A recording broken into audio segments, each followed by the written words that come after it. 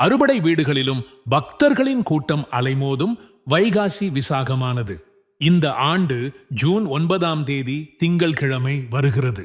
முருகப்பெருமானின் திருநாளாக கொண்டாடப்படும் வைகாசி விசாகத்தன்று முருகப்பெருமானை வழிபட்டால் குடும்ப ஒற்றுமை மேலோங்கும், இன்னல்கள் அனைத்தும் விலகி புத்திரபாக்கியம் வேண்டுவோர்க்கு குழந்தை வரம் கிடைக்கும் என்பது விசாகத்தன்று வால்குடம் காவடி எடுத்து நேர்த்திக்கடன் செலுத்தும் ஆயிரக்கணக்கான பக்தர்களின் நம்பிக்கை.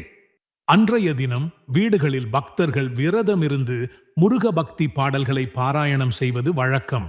வைகாசி மாதத்தில் விசாக நட்சத்திரம் கூடி வரும் தினத்தை வைகாசி விசாகம் என்று கூறுகிறோம். இந்த நன்னாளில்தான் முருகப்பெருமானின் அவதாரம் நிகழ்ந்தது என்று புராணங்கள் கூறுகின்றன. சூரபத்மன் என்னும் அரக்கன் ஒரு அபூர்வமான வரத்தினை பெற்றிருந்தான். அதாவது பெண் சம்பந்தம் இல்லாமல் பிறந்த சிவனுக்கு ஒப்பான ஒருவரால் தான் தன் வாழ்வு முடிய வேண்டும் என்பதுதான் அந்த வரம். அப்படி ஒருவர் பிறந்து வந்து தன்னை அழிக்க முடியாது என்கிற மமதையில் தேவர்களுக்கு மிகவும் தொல்லைகள் கொடுத்து வந்தான். தேவர்கள் தங்களின் குறையை சிவபெருமானிடம் வெளிப்படுத்தினார்கள்.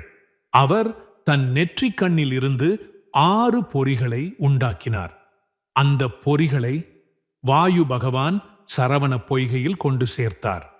அந்த பொறிகள் தடாகத்தில் இருந்த 6 தாமரை மலர்களை அடைந்ததும் 6 குழந்தைகளாக மாறின.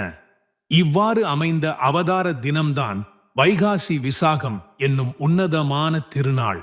அக்குழந்தைகளை பரிபாலனம் செய்ய பிரம்மா 6 கார்த்திகை பெண்களை அனுப்பி வைத்தார். கார்த்திகை பெண்களால் வளர்க்கப்பட்டவராதலால் கார்த்திகேயன் என்று போற்றப்படுகிறார் முருகப் பெருமான். 6 குழந்தைகளையும் பார்வதி தேவி ஒன்றாக அணைக்க 6 முகங்கள் 12 கைகளுடன் 6 முகனாக காட்சி கொடுத்தார்.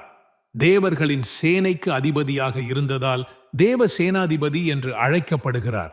முருகப்பெருமான் பெண் சம்பந்தம் இல்லாமல் தோன்றி சூரபத்மனை வதைத்தது தனி கதை.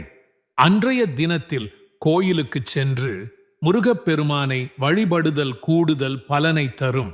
விக்னங்களை தீர்க்கும் விசாக பெருமானை ஆதி சங்கரர் அருளிய சுப்பிரமணிய புஜங்கம் ஸ்தோத்திரம் சொல்லி ஆராதித்தால் வேண்டிய அனுக்கிரகங்களை பெறலாம்.